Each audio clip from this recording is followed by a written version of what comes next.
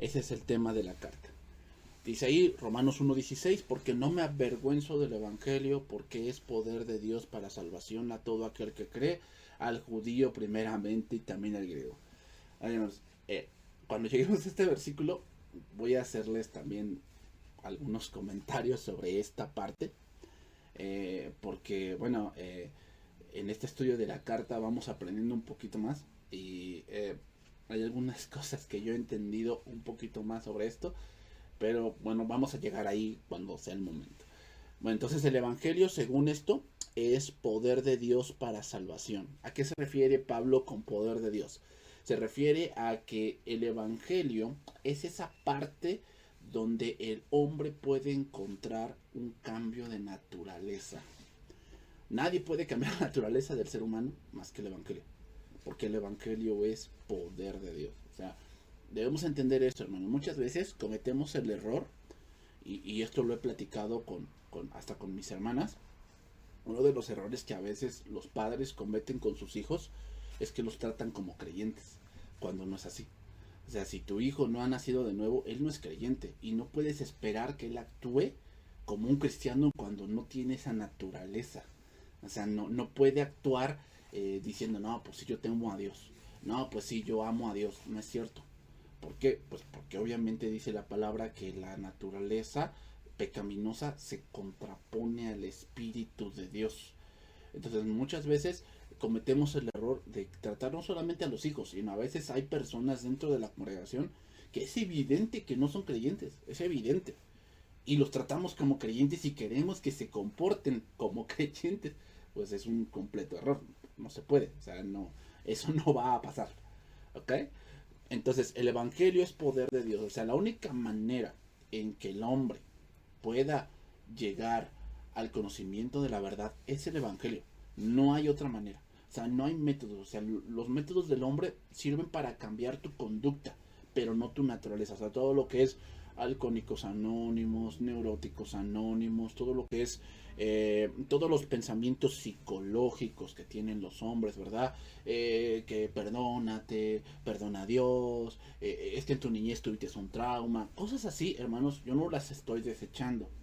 Sin embargo, sustituir el Evangelio por la psicología es un completo error. Porque la psicología es tratar de arreglar al hombre con el hombre. O sea, que tú busques las respuestas en tu interior, que tú busques las respuestas dentro de tu corazón malvado. Eso es lo que la psicología trata de lograr. Lo que Dios está diciéndonos es que la única manera en que el hombre puede cambiar su naturaleza y puede conocer a Dios es el Evangelio. Segundo, para todo aquel que cree. Dios eligió el canal que eligió para que el hombre pueda, ¿cómo decirlo? Pueda conocerle o pueda llegar a obtener este regalo gratuito que viene por gracia, es la fe. Ese es el canal que Dios eligió. ¿Por qué? Bueno, en su soberana voluntad, Él eligió ese canal. Ahora, hay que decir algo aquí importante. La fe, una de las cosas por las cuales tal vez Dios eligió este canal es porque la fe hace que el hombre deje de depender de sí mismo. Por eso Dios eligió la fe. ¿Por qué? Porque el hombre tiene que despojarse de su pensamiento, de decir yo puedo, yo hago esto, yo agrado a Dios, yo esto, bla, bla, bla, bla, bla, y yo confío completamente en la obra de Cristo. Por eso Dios eligió la fe. ¿Okay? Entonces,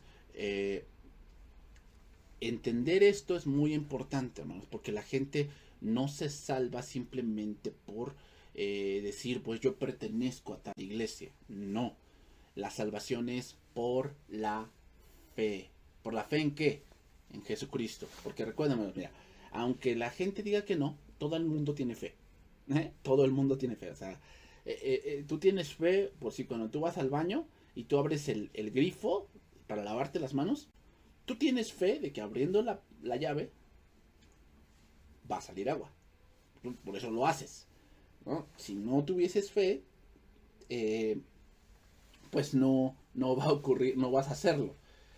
Entonces, no debemos confundir el creer en Dios con creer a Dios. Creer en Dios significa que yo creo que hay un ente superior, que tal vez no sé dónde esté, que sí yo creo que Dios hizo todas las cosas, que yo esto y esto y esto y esto. Sí, está bien. Pero creer a Dios significa tomarlo como tu Señor, como el Curios. Ok, número 3. Al judío primeramente. Este versículo, quiero que lo vean bien claramente, aquí el versículo 16. Pablo está metiendo, vamos a ponerlo así, en una misma bolsa a ambos pueblos. Y quiero que vean aquí que Pablo lo pone bien en claro porque principalmente la doctrina dispensacional pone que Dios como que tiene un plan con Israel y otro plan con la iglesia. Así como que lo ponen, ¿no? O sea, el plan dispensacional es aquel que es como son periodos de tiempo donde Dios va tratando con su pueblo y o sea, cumple su propósito en ese tiempo e inicia otro, ¿no? Esa es la doctrina a grandes rasgos dispensacional. Entonces, los dispensacionalistas dicen que Dios cuando se arrebate la iglesia, entonces va a retomar su plan con Israel. ¿Ok? Los que creen de esa manera, no tengo ninguna cosa contra ellos, pero simplemente este versículo está diciendo que el evangelio no es solamente para los gentiles, o sea, que los judíos no se van a salvar por ser judíos, ni se van a salvar porque guardan el sábado, ni se van a salvar porque guardan la Torá y el Peshá y no toman levadura, o sea, nada de eso. Aquí lo que está diciendo este versículo es que el evangelio es poder de Dios para ambos, o sea que los judíos también tienen que creer. Si no creen en Cristo, lamentablemente se van a ir al infierno. Se van a ir al infierno, o sea, nada de que no, pues los judíos decían que Abraham estaba en la puerta del infierno para revisar a los judíos, o sea, para revisar a la gente. Decía, no, tú eres judío, tú te equivocaste de camino, tú regrésate, porque tú vas al cielo. O sea, eso es lo que decían los judíos, que los judíos no podían ir al infierno porque eran hijos de Abraham. Pero recordemos, por decir, el relato, porque no es una parábola, el relato del rico y Lázaro. Recuerden que el rico era judío. O sea, es obvio. El rico era judío y el rico se encontraba pues en el infierno. Entonces, hermanos, y dice aquí, y también al griego. Entonces, eh, ambos, y Pablo después ya en Efesios, y más adelante en Gálatas también, y más adelante también en Romanos mismo, habla de que de esos dos pueblos, judío y griego, hizo un solo pueblo, y se llama la iglesia.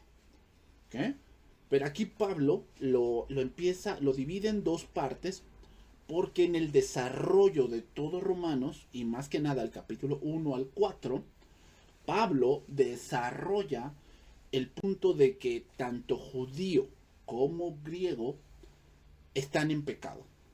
Y tanto judíos como griegos requieren el evangelio. ¿Eh? Por eso te lo digo, es que muchos en la parte dispensacional enseñan que Dios como que dejó en stand-by a Israel, Romanos capítulo 9, y después dice que Dios retoma a Israel otra vez en el parte de la tribulación y del milenio, y ya después ya Israel como que es otra cosa y la iglesia es otra cosa, ya hacen un enredo ahí, ¿ok? Pero ese no es el tema y ahorita no voy a adentrarme en ese punto. Entonces viene aquí una pregunta en esta parte. ¿Cómo alguien puede ser justo? ¿Cómo alguien puede ser justo?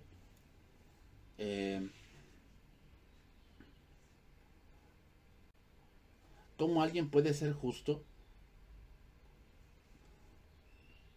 Sí, sí, por la fe.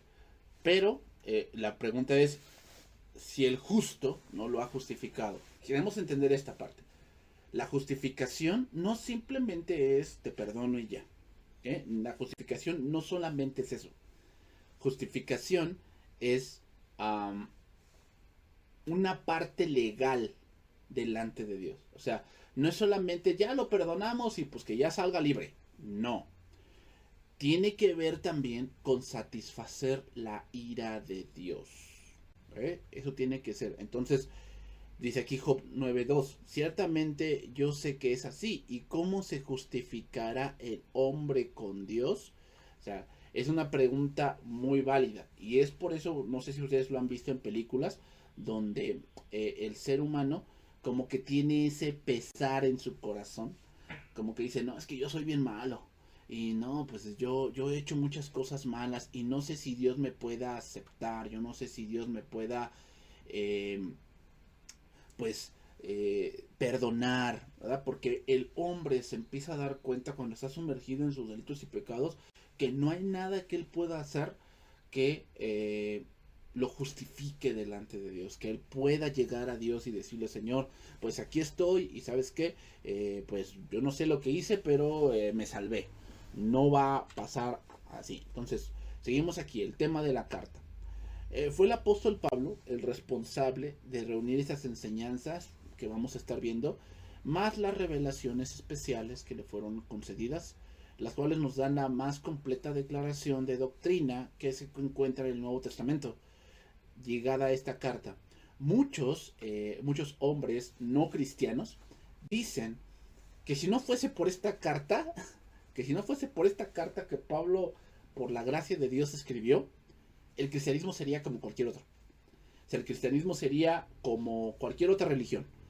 Pero, ¿por qué el cristianismo no es una religión? Porque el autor o el fundador del cristianismo está vivo. O sea, no fue algo que se ideó un hombre, es algo que viene directamente de Dios. Por eso el cristianismo no es una religión. El cristianismo es una manera de vivir. Entonces, muchos la han llamado, por decir, la catedral del cristianismo, porque la palabra catedral viene de cátedra, donde el catedrático, que es Pablo, explica todo lo que tiene que ver con las doctrinas fundamentales de la vida cristiana. Si tú quieres saber todas las doctrinas fundamentales de la vida cristiana, Romanos es la carta que debes estudiar. ¿Okay? Es la carta que debemos estudiar. De hecho, hermanos, yo te digo algo. No, como cristianos debemos ser expertos en esta carta. O sea, debemos saber qué contiene esta carta. No puede ser, o sea, perdónme por lo que voy a decir así, pero si tú eres un cristiano y no conoces de Romanos, perdóname, pero tú eres un niño. O sea, tú no has crecido, en verdad. O sea, no sabes, así que no sabes cómo te llamas. Porque de verdad, o sea, un cristiano que no conoce esta carta, pues no sé a qué se está dedicando. O sea, no sé a qué se está dedicando, no sé qué es lo que está haciendo, ahora sí que qué está haciendo con su vida. No lo sé, pero es importante que todo cristiano conozca esta carta, la carta a los romanos. ¿Ok? Otro punto que le han llamado es la columna vertebral del cristianismo. ¿Por qué? Bueno, porque la columna vertebral en los seres humanos es la estructura principal que da soporte y sostenimiento a todo el esqueleto humano y le permite a las personas caminar de pie, manteniendo el equilibrio, y asimismo la carta a los romanos y las doctrinas que contiene la carta a los romanos sostienen y mantienen en equilibrio la vida cristiana de los creyentes que forman parte del cuerpo de Cristo. Por eso te digo, la carta a los romanos es una carta que todo cristiano debe conocer, que todo cristiano ya debe haber estudiado por lo menos una vez y que por lo menos ya la debió haber leído una vez en su vida.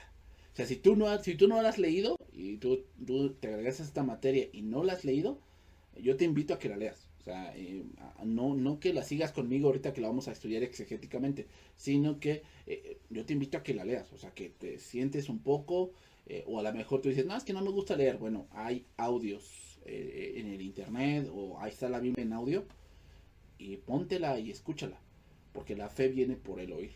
Y es importante que conozcas esta carta. Entonces, la carta a los romanos se resume en 3 doctrinas fundamentales.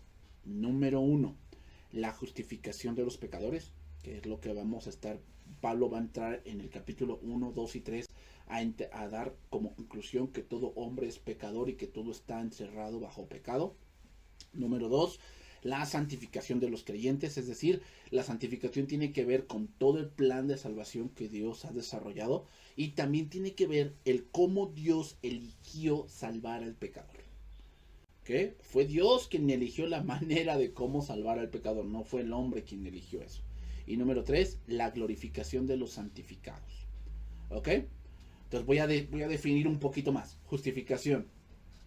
Significa he sido salvado de las consecuencias del pecado. Es decir, la consecuencia del pecado es la muerte eterna. Entonces justificación significa he sido salvado del pecado. He sido salvado del pecado. Santificación significa estamos siendo salvados del pecado. ¿Ok? Siendo salvados, ¿por qué? Porque aún pecamos. Aún tenemos esta naturaleza pecaminosa que a veces nos subyuga y nos hace fallar muchas veces, ¿verdad? Un mal pensamiento, una mala palabra, una mala acción. A lo mejor estamos luchando con algo en nuestra vida, ¿verdad? Que a lo mejor si lo supieran los demás nos avergonzaría. Y estamos luchando con esa parte. Y la santificación sirve para eso. ¿Para qué? Para que nos acerquemos al trono de la gracia. Número 3, la glorificación. ¿Qué significa glorificación? Significa seremos salvados de la presencia del pecado. Recuerden que la carne y la sangre no pueden heredar el reino de Dios. Por lo tanto, esta carne, este cuerpo tiene que morir o tiene que ser transformado. Tiene que ser glorificado. ¿Ok? Ok. Entonces, doctrinas que solo se pueden ser consideradas y entendidas por medio de la fe y con la ayuda del Espíritu Santo que habita en todo aquel que ha nacido de nuevo. Solamente esas doctrinas las va a entender un cristiano. Seguimos ahí, el contexto histórico. Roma era la capital de la ciudad más importante del Imperio Romano y fue fundada en el 753 a.C., pero no es mencionada en las escrituras sino hasta los tiempos del Nuevo Testamento. Recuerden que hubo varios imperios. El primero fue Babilonia, o también llamados los caldeos. Y antes de Babilonia fueron los asirios. ¿Okay? Los asirios, quienes se llevaron a el reino del norte. Recuerden que cuando se dividió el reino del norte fue uno de los peores reinos porque nunca tuvo un rey bueno. A pesar de toda la misericordia de Dios, hasta que vinieron los asirios y los dispersaron, y de ahí salieron los samaritanos. Después vinieron los babilonios o los caldeos, y después vinieron los medopersas. Toda esta parte lo podemos ver con el libro de Daniel. Ok, de ahí, ahí tenemos aquí a Darío, y tenemos también a Nabucodonosor, que fue anteriormente, y de ahí vemos a Darío, y de hecho el hecho del foso de los leones fue en este imperio, en el imperio medo-persa. Aquí también tenemos la historia de Esther. ¿Te acuerdas de Esther? Bueno, fue en este tiempo del imperio medo-persa, Esther y Mardoqueo. Después del imperio medo-persa vinieron los griegos con Alejandro Magno.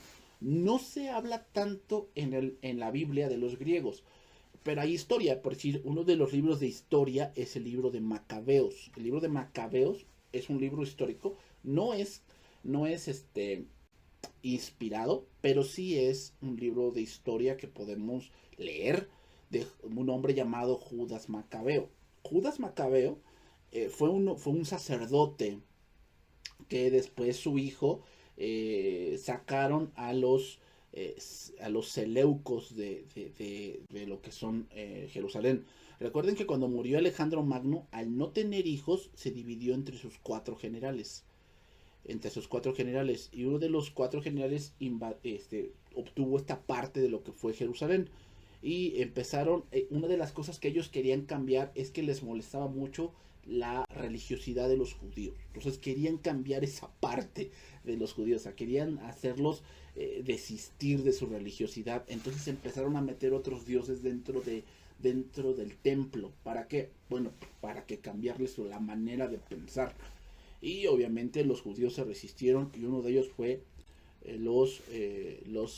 Judas Macabeo junto con su hijo, que lucharon porque el templo se limpiara. Y después, pasados algunos años, vinieron los romanos. Los romanos, el imperio que hoy dicen que hoy sigue vigente, pero está como que dormido.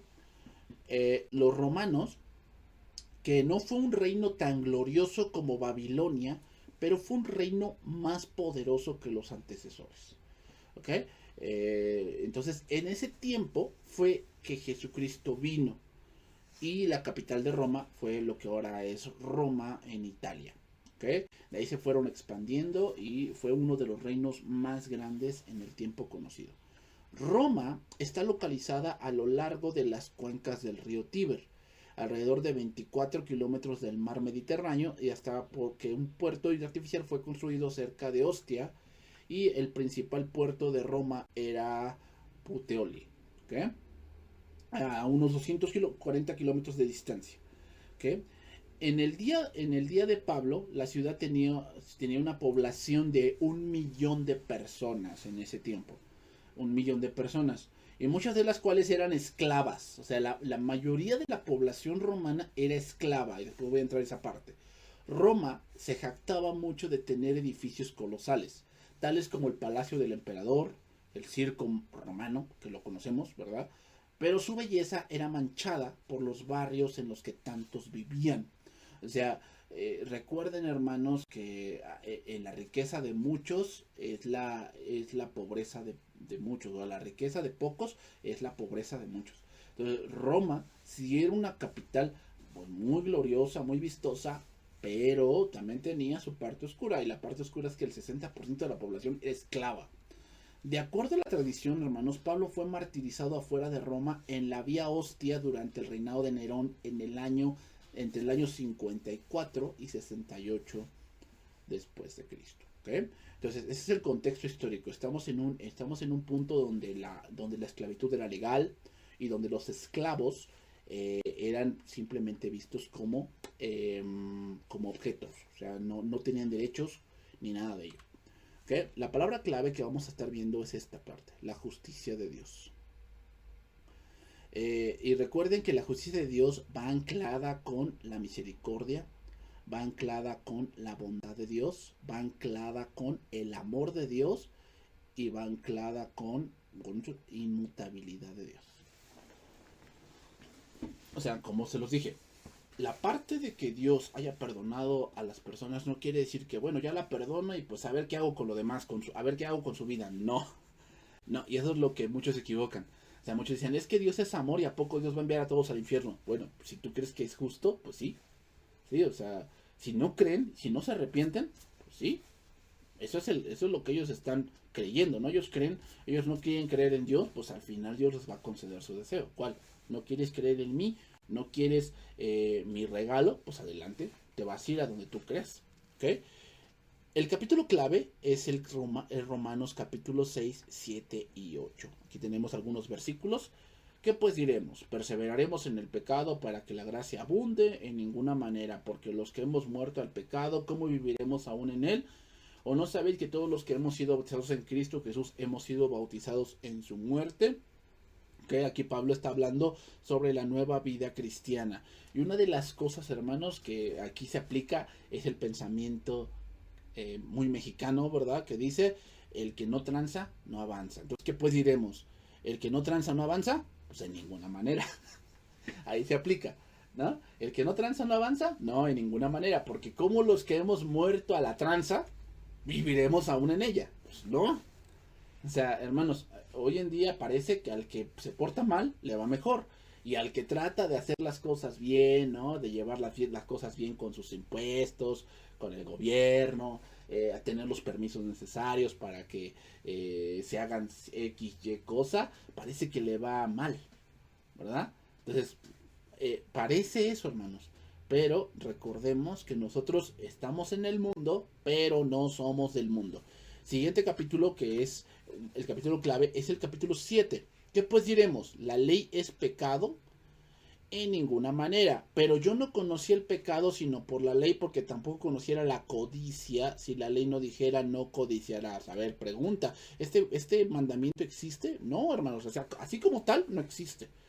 Dice ahí, dice los 10 mandamientos: no codiciarás la mujer de tu prójimo, no codiciarás ni su buey, ni su asno, ni su prenda. O sea, especifica el Señor que no codiciar ciertas cosas. De ahí viene, por decir, que el adulterio es parte de la codicia. Robar es parte de la codicia. Entonces, ¿por qué dice Pablo ahí no codiciarás si ese mandamiento no existe? Bueno, lo que está diciendo aquí Pablo es que el origen de muchos de los pecados, y no es que de la mayoría, es esa, la codicia. Recuerden lo que pasó con Eva.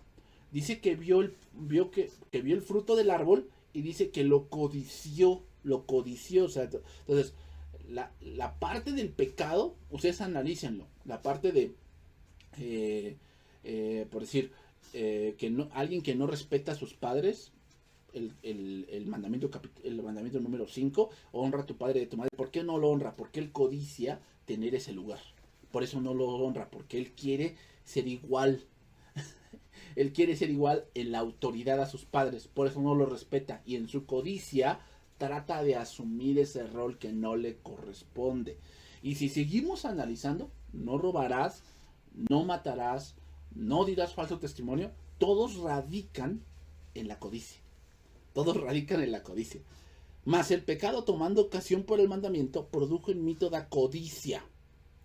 Porque sin la ley el pecado está muerto. ¿Qué quiere decir este versículo? Lo que quiere decir es que algo pasa en nuestra naturaleza, que cuando oímos un no, algo se enciende en nosotros. Y entonces queremos hacerlo. Tú haz la prueba y tú velo. O sea, cuando a la gente se le dice que no a esto, empiezan a sacar razonamientos inútiles. Y empiezan a decir, pero ¿por qué no? Si esto, si el otro, si lo demás allá, es que yo esto, yo el otro, además tal científico, tal pensador dice esto, además en los tiempos de X, Y, Z, pensador y toda la cosa, y empiezan a sacar muchas filosofías con tal de revertir lo que se les ha dicho. ¿Ok? Entonces, por eso dice, yo en la ley vivía un tiempo, pero venido el mandamiento, el pecado revivió y yo morí. Y hallé que el mismo mandamiento que era para vida, a mí me resultó para muerte, porque el pecado, tomando ocasión por el mandamiento, me engañó y por él me mató. ¿Ok? Una de las cosas que tiene el pecado, hermanos, es que te hace pensar, o nos hace pensar, que puede haber un atajo para cumplir la voluntad de Dios. ¿Eh? O sea que, bueno, Dios quiere que yo haga esto, ¿no? Voy a poner un ejemplo así burdo, ¿no? La jovencita que dice, yo quiero casarme, pero como no hay en la iglesia, entonces el pecado le dice, pero hay un atajo, podemos convertir a uno, ¿no? Entonces te empieza como que a poner que hay un atajo, pero no te das cuenta que en ese atajo, el camino es desobediencia. Y, ok, a lo mejor a alguna le salió, que no es la regla, pero como a alguna le salió, nos hace pensar el pecado que podemos nosotros también lograrlo. Y gran decepción, pues caemos en una amarga decepción por la decisión que se ha tomado. Capítulo número 8 también es un capítulo clave, viviendo en el espíritu. Recuerden que este primer versículo no existe en el original. Este primer versículo no está en el original, pero no tiene ninguna contradicción con todo lo que el pasaje está diciendo. ¿Ok? Seguimos adelante porque ya se va a acabar el tiempo. Marco histórico. Romanos fue escrito a una iglesia que Pablo no había fundado ni había visitado. Y escribe la carta para dar una explicación del evangelio como preparación para una visita personal a Roma. La carta no va a arreglar algún asunto que esté viviendo la iglesia, pero lo que quiere lograr Pablo con esta carta es que los hermanos en Roma sean edificados en el evangelio. Bien, aquí dice, porque deseo verlos para comunicarles algún don espiritual, a fin de que seáis confirmados. O sea, eso es lo que él desea. Escribe esta carta no por arreglar algo malo que esté pasando en la iglesia, sino para que la iglesia crezca. ¿Okay? El propósito de esta carta, bueno, el propósito principal es que al escribir Romanos fue enseñar las grandes verdades del evangelio de la gracia, a creyentes que nunca habían recibido ninguna instrucción apostólica, siendo un hombre prácticamente desconocido en aquella iglesia, y les escribe con el fin de notificarles que pronto les va a visitar. Entonces, aquí vemos varias razones. Número 1, edificar a los creyentes. Número 2, predicarles el evangelio.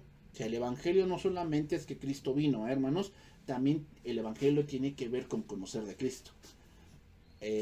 Número 3, conocer a los cristianos romanos y fueran alentados mutuamente. Número 4, para que oraran eficazmente por él. Y número 5, ayudarlo a su ministerio planificado e ir a España. ¿Ok? Lo cual muchos dicen que sí se le concedió, otros dicen que no fue así. Entonces, al escribir Pablo la carta a los romanos, no pretende corregir una teología errada o reprender algún estilo de vida impío, sino que ayudarles a crecer en la doctrina y en el conocimiento de Dios. ¿Okay? Contribución teológica de esta carta. El gran tema de Romanos es el poder de Dios para salvación. Los romanos entendían de poder cuando Pablo escribió esta epístola a la capital del mundo. Y sin embargo, el evangelio no es algo de lo que se pudiese avergonzar en la comparación, porque también es poder, y el poder de Dios para salvación a todo aquel que cree. Eso es importante. Lo vemos aquí. Romanos capítulo 1, versos 16 y 17. ¿Okay? Entonces aquí tenemos una parte de cómo era Roma en ese tiempo. Así era Roma en ese tiempo. Había, como te digo, estaba como todo, estaba el local donde estaba el gobernador, y de ahí se extendía toda la población. ¿Ok? Aquí tenemos un bosquejo de cómo va a estar esta carta, capítulo 1 al 16. ¿Ok? Bien. Voy a pasar a la siguiente parte del capítulo 1. ¿Okay? Vamos a iniciar con el capítulo 1 de Romanos. Las voy a iniciar con esta parte porque ya se me acabó el tiempo.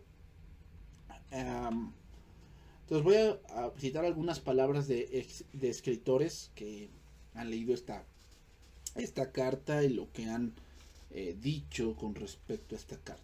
¿Okay? Por decir, uno fue Godet. Godet fue un hombre francés. Se llamaba así Godet Frédéric Louis, así, Godet Frédéric Louis, que fue uno de los eruditos reformados más influyentes en su día, y tiene varias obras que se han traducido a varios idiomas, y él tiene un comentario de Romanos, y él decía que al estudiar la epístola de los Romanos nos sentimos en cada palabra cara a cara con el que no se puede hallar a fondo, y añade que la probabilidad es que cada gran avivamiento espiritual de la iglesia esté conectado como causa y efecto de un entendimiento más profundo de esta carta. ¿Okay? Es lo que decía este varón Godet. Juan Crisóstomo solía leer, dice, que esta carta 2 veces por semana. ¿Te imaginas? 2 veces por semana. Es decir, leía los 16 capítulos con sus 433 versículos que contenía la carta a los romanos 2 veces por semana. Martín Lutero, realmente también, él decía que esta epístola es el libro principal del Nuevo Testamento, ya que habla del evangelio más puro y merece no solo ser conocido palabra por todo cristiano, sino que debería ser el objeto de su meditación diaria, el pan cotidiano de su alma. Cuanto más tiempo se emplea en el estudio de ella, más preciosas aparecen sus enseñanzas, hermanos. Entonces debemos amar mucho esta carta, hermanos. O sea, no digo que no toda la Biblia sea importante, es importante, pero esta carta, hermanos, de Romanos es muy importante para entender muchas cosas que después vienen. ¿Ok? Entonces, tanto en el Antiguo Testamento como en los Evangelios, así como en el libro de los Hechos, se encuentran esparcidas en diferentes lugares y enseñanzas esta gran doctrina de que la justificación es por fe. Pero Pablo toma ahora esta parte y la pone en la epístola a los romanos. ¿Okay? Bien, entonces iniciamos con el capítulo 1, versículo 1. Pablo, siervo de Jesucristo, llamado a ser apóstol, apartado para el evangelio. Ok, en este versículo 1, primero vemos esta palabra, siervo de Jesucristo. La palabra griega es doulos, que significa esclavo, literalmente, ya sea involuntario o voluntario. O sea, había esclavos, hermanos, porque tenían deudas, y había esclavos que eran esclavos de guerra. ¿Okay? Ahora, debemos entender un poco este contexto, y con esto voy a ir cerrando esta parte. Dios no está de acuerdo con la esclavitud. Sin embargo, la esclavitud es algo del corazón del ser humano. ¿Okay? O sea, debemos entender que Dios no está de acuerdo con esta parte de la esclavitud. Sin embargo, Dios va a poner legislaciones, y lo vemos en esta parte en Éxodo capítulo número 21. Ven lo que dice ahí, dice leyes sobre los esclavos. Entonces, estas son las leyes que les propondrás. Si comprares siervo hebreo, 6 años servirá, mas el 7º saldrá libre de balde. Es decir, que no va a pagar. Si entró solo saldrá. Si tenía mujer, saldrá él y su mujer con él. Y si su amo le hubiere dado mujer y ella le diere hijos o hijas, la mujer y sus hijos serán de su amo, y él saldrá solo. Y si el siervo dijere, yo amo a mi señor y mi mujer y a mis hijos, no saldrá libre. Entonces su amo lo llevará ante los jueces y le hará estar junto a la puerta y al poste, y su amo le horadará la oreja con lesna y será su siervo para siempre. ¿Se acuerdan de esta parte de junto al poste? ¿Se acuerdan, por decir, de Booz cuando fue a ver sobre el caso de Ruth? ¿Y a dónde fue a ver a fulano? Ahí a la puerta. Es que ahí se juntaban toda esa gente y ahí se trataban ciertos asuntos antes de que hubiese rey. ¿Okay? Ya cuando fue rey, ¿se acuerdan de Absalón? Cuando dice que robaba el corazón del pueblo a su padre, dice que la gente iba y pasaba por la puerta y les decía a Absalón, ¿cuál es tu asunto? Y él decía, no, pues yo vengo a ver al rey por esto. Y decía, no, el rey está muy ocupado, ojalá fuese el rollo rey, le solucionaría la vida a todos, ¿no? Un politiquillo cualquiera. Entonces, quiero que vean que este pasaje, o sea, muchos tienen tropiezo con este pasaje porque dicen, bueno, o sea, a ver, entonces quiere decir que Dios está de acuerdo con la esclavitud. No está de acuerdo. Pero el punto es aquí, hermanos, es este. Dios legisla estas leyes y dense cuenta de este pasaje con respecto a cómo vivían los esclavos en Roma. Nada que ver. O sea, aquí vemos que Dios cuida de los esclavos. Así, si es tu esclavo, pero él tiene derechos. Él es una persona y él tiene derecho a tener hijos, tener familia, tener una vida digna y tiene derecho a la libertad. O sea, tarde o temprano va a ser libre. Date cuenta, 6 años servirá, más el 7º saldrá libre. Ya si él quiere ser esclavo porque ama a su señor, es una esclavitud diferente. Una es esclavitud por guerra y esclavitud porque pues, no me queda de otra. Y otra es una esclavitud por amor, que es la que nosotros tenemos. Nosotros somos esclavos por amor a Cristo. Vean lo que sigue diciendo este pasaje. Dice, el versículo 7 dice, y cuando alguno vendiere su hija por sierva, no saldrá ella como suelen salir los siervos, sino agradare a su señor, por lo cual no la tomó por esposa, se le permitirá que se rescate y no la podrá vender a pueblo extraño cuando la desechare. Date cuenta, o sea, no puedes tratar a un esclavo como si fuera un animalito, o sea, venderlo, lo cual en Roma sí pasaba. En Roma, hermanos, los esclavos eran como animales. O sea, no tenían derecho. Si lo matabas no había problema. Había esclavos, hasta esclavos que daban placer sexual. O sea, en serio, o sea, así era, hermano. Entonces, nada que ver con la esclavitud que a lo mejor Dios está aquí legislando. Ahora, quiero que entiendan algo. Y es que Dios legisla para la postre la esclavitud desapareciera. Dice, más si lo hubiese desposado con su hijo, hará con ella según la costumbre de las hijas. Si tomare para él otra mujer, no disminuirá su alimento, ni su vestido, ni el deber conyugal. Y si ninguna de estas tres cosas hiciere, ella saldrá de gracia sin dinero. que significa, ella es esclava, sí, y si se casa con tu hijo, la tienes que tratar como tu hija. ¿Ok? O sea, nada de que no, pues es una esclava y la trato mal y toda la cosa. No. O sea, dense cuenta, hermanos, cómo Dios cuida aún de esta parte que parece que no es tan necesaria, pero Dios sí cuida de esta parte. Y debemos entender eso, o sea, que a lo mejor sí, muchos tienen tropiezo en que no, pues es que Dios está de acuerdo con la esclavitud. No es que esté de acuerdo, hermanos, pero así eran esos tiempos. Sin embargo, Dios legisla para que a la postre todo eso desaparezca. ¿Ok? Bien, hermanos, aquí lo voy a dejar porque ya se me acabó el tiempo. Pero nos vemos la siguiente clase. ¿Ok, hermanos? Vamos a orar y vamos a terminar. Padre, te damos gracias por ese tiempo. Gracias todo por la vida de mis hermanos, que les permites vivir, nos permites tener esta fuerza, este ánimo para poder tomar tu palabra. Gracias, Señor, por este tiempo. Y te agradecemos. Porque, Señor, tu palabra, sin duda, es una palabra llena de sabiduría, llena de verdad y de cosas, Señor, que tal vez no entendíamos, pero ahora en Jesucristo y por tu Espíritu Santo las podemos entender. Te damos honra y gloria y te damos gracias en este día. En nombre de Jesús. Amén.